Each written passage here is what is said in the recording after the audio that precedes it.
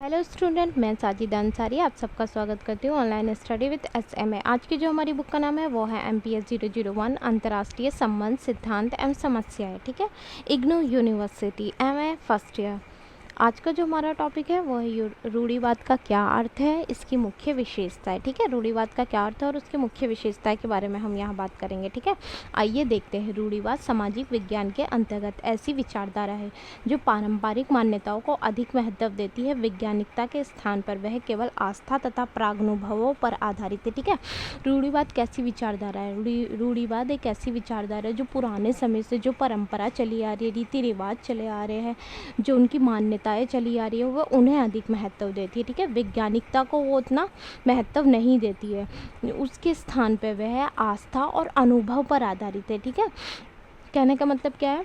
रूढ़िवादी कैसी विचारधारा है जो पुरानी जो परंपरा रीति रिवाज व पुरानी परंपराएं रीति रिवाज व मान्यताओं को अधिक महत्व देती है। ठीक है, वैज्ञानिकता को वो नहीं मानती है और किस पर आधारित है? वह आस्था और अनुभव पर आधारित है। दूसरे शब्दों में हम ये कह सकते हैं कि रूढ़िवाद एक ऐसी विचारधारा है जो किसी चीज़ के बारे में पुराने समय से चली आ रही तथ्य और सिद्धांत पर विश्वास करती है, उसी को स्वीकार करती है। ठीक है, कहने का मतलब वही है। ठीक है, रूढ़िवाद कैसी विचारधारा है जो पुराने समय से जो एक विचारधारा, पुराने समय से जो परंपराएं रीति रिवाज जो चली आ रहे हैं उन पर विश्वास करती है, उन तथ्यों और सिद्धांतों पर विश्वास करती है तथा उसी को मानती है, वो उसी को स्वीकार करती है और किसी पे विश्वास नहीं करती। वो उसी पुराने समय से जो परंपराएं रीति रिवाज जो चली आ रहे हैं उन्हीं तथ्यों पर विश्वास करती है तथा उन्हीं को स्वीकार करती है, उन्हीं को मानती है। और रूढ़िवाद क्या है? पहले से बनी परंपरा पर ही विश्वास करते हुए रूढ़िवाद परिवर्तन को स्वीकार नहीं करते हैं। ठीक है, वो परिवर्तन हो जाए उसमें इन चीज़ को वो स्वीकार नहीं करते। पुरानी जो उनकी परंपरा जो चली आ रही है वो उन्हीं पे विश्वास करते हैं, उसमें किसी भी प्रकार का परिवर्तन हो वो उस चीज़ को स्वीकार नहीं करते, वो उस चीज़ को नहीं मानते। ये सामाजिक राजनीतिक और नैतिक मान्यताओं का समुच्चय। ठीक है, ये सामाजिक राजनीतिक और नैतिक मान्यताओं का समूह है जो चिरकाल से प्रचलित मान्यताओं और व्यवस्था के प्रति सम्मान को बढ़ावा देता है। कहने का मतलब वही है, जो पुराने समय से जो मान्यताएं जो चली आ रही है वो उस चीज़ को बढ़ावा देता है, उसके प्रति सम्मान को बढ़ावा देता है। ठीक है, रूढ़िवादी विचारधारा ये एक प्रकार का राजनीतिक और सामाजिक विचार है। रूढ़िवादी विचारधारा क्या है? एक प्रकार का सामाजिक और राजनीतिक विचार है जो पारंपरिक संस्थाओं को बढ़ावा देता है। कहने का मतलब वही है, पुरानी जो पारंपरिक जो संस्थाएं हैं उसको बढ़ावा देता है। इसमें आमतौर पर दक्षिणपंथी सिद्धांत शामिल है। इसमें कौन सा सिद्धांत शामिल है? दक्षिणपंथी। और वो किसका विरोध करते हैं? कट्टरपंथी का विरोध करते हैं, आर्थिक सामाजिक परिवर्तनों का वह विरोध करते हैं। और किसके पक्ष में है? वह दक्षिणपंथी सिद्धांत शामिल है इसमें। ठीक है, रूढ़िवादी विचारधारा पक्ष की अपेक्षा विरोध अधिक करती है। ठीक है, वो पक्ष के उतने पक्ष में नहीं है, विरोध को अधिक महत्व देते हैं वो। अतः ये कहा जा सकता है कि रूढ़िवाद एक विचारधारा से अधिक एक राजनीतिक अभिवृत्ति है। ठीक है, विचारधारा से अधिक वो क्या है? राजनीतिक अभिवृत्ति है।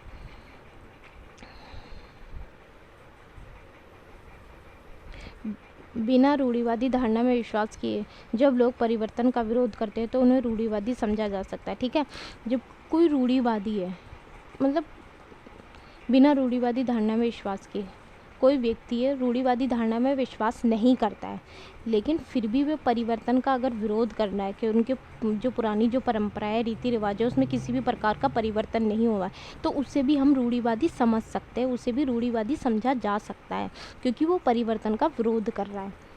रूढ़िवादी मानवता की प्राचीन नैतिक परंपराओं का संरक्षण है। वो प्राचीन पुरानी जो उनकी परंपराएं है उसका संरक्षण है।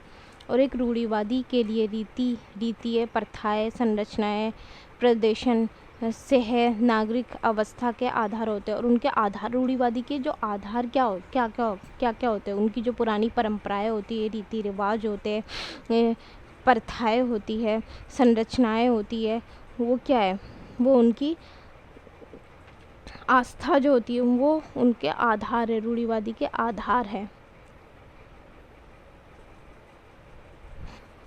स्थानीय अधिकारों तथा निजी संपत्ति तथा जीवन के अभिरुचियों के पक्ष में प्रदर्शन तथा पुरानी मर्यादाओं परिवार तथा धार्मिक मान्यताओं के पक्ष के तत्व है। इसके तत्व क्या है, इसके पक्ष के जो तत्व है वो क्या क्या है, रूढ़िवादी के पक्ष के तत्व क्या क्या है, ठीक है। स्थानीय अधिकार, निजी संपत्ति, जीवन की अभिरुचियाँ, पुरानी मर्यादाएं, परिवार, धार्मिक मान्यताएं, ये उसके पक्ष के तत्व है, ठीक है। रूढ़िवादी के पक्ष के तत्व है। निजी संपत्ति हो गई, अभिरुचियाँ हो गई, परिवार, धार्मिक मान्यताएं, पुरानी मर्यादाएं जो होती है वो उसके पक्ष के तत्व हैं।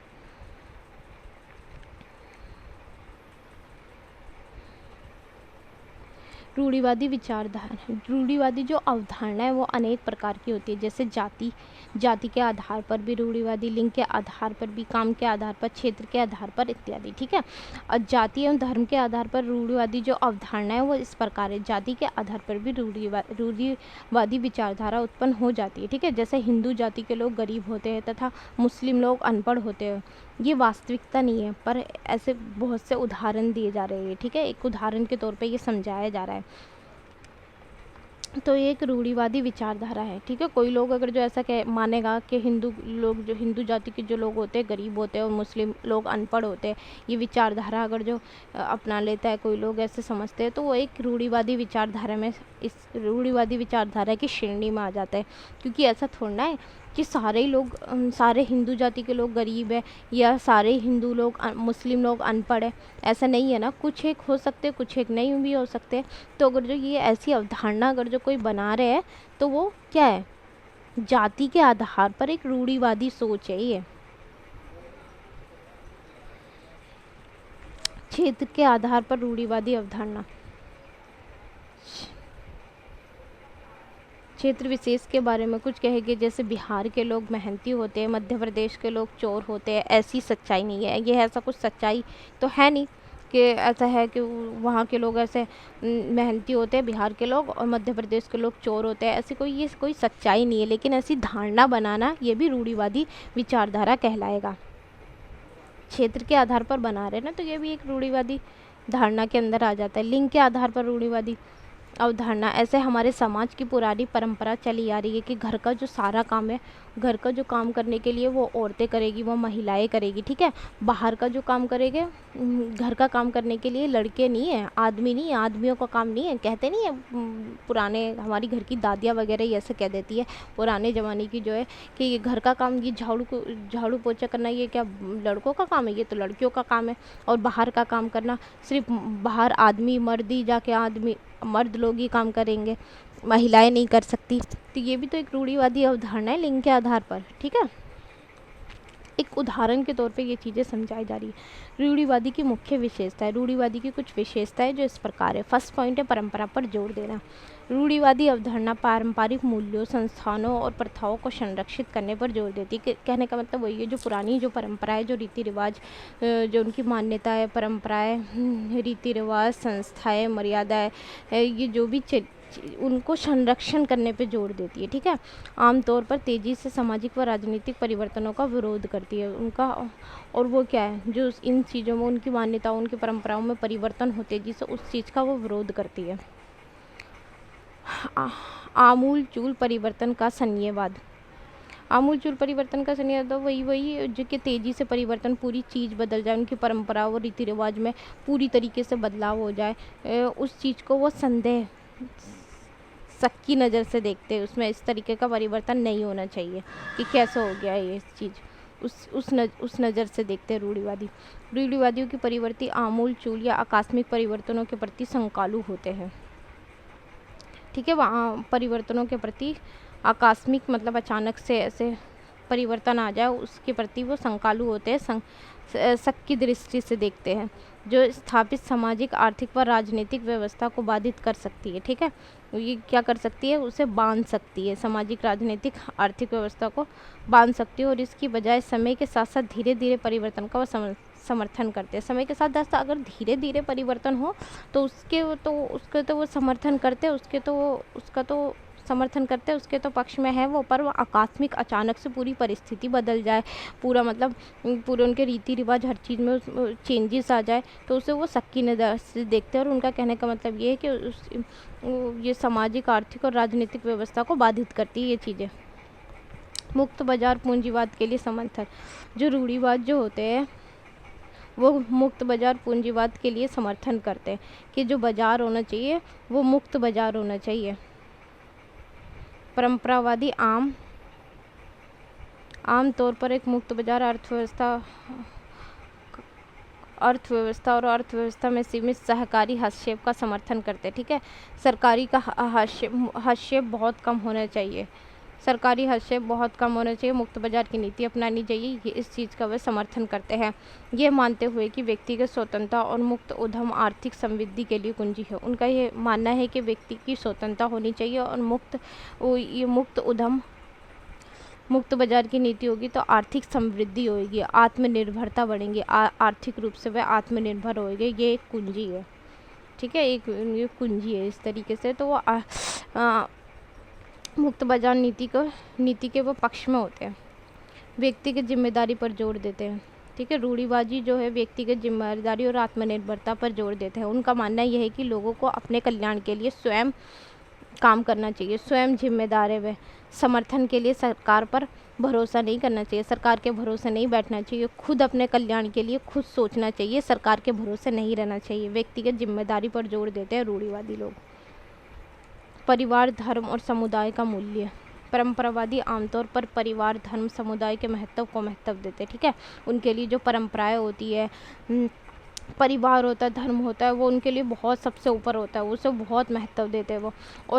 और अक्सर उन सामाजिक परिवर्तनों की आलोचना करते हैं जो इन संस्थाओं को कमज़ोर पहुंचाते हैं, और जो भी इन परिवार, धर्म और समुदाय को की जो आलोचना करेगा, उनमें जो परिवर्तन लाएगा, उसके वो खिलाफ होते हैं।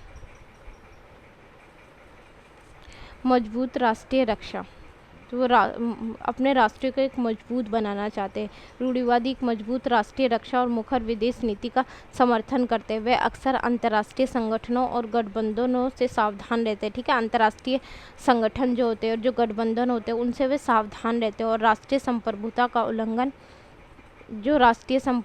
उल्लंघन कर सकते हैं। उनका मानना यह है कि जो राष्ट्रीय संप्रभुता का उल्लंघन कर सकते हैं वो, ठीक है, मजबूत राष्ट्रीय के वो पक्ष में होते हैं। वो चाहते हैं उनका राष्ट्रीय जो मजबूत हो, वो अंतर्राष्ट्रीय गठबंधन और उन सब से वो सावधान रहते हैं, दूर रहते हैं, वो उन सब से थोड़ा दूरी बना के रखना चाहते हैं।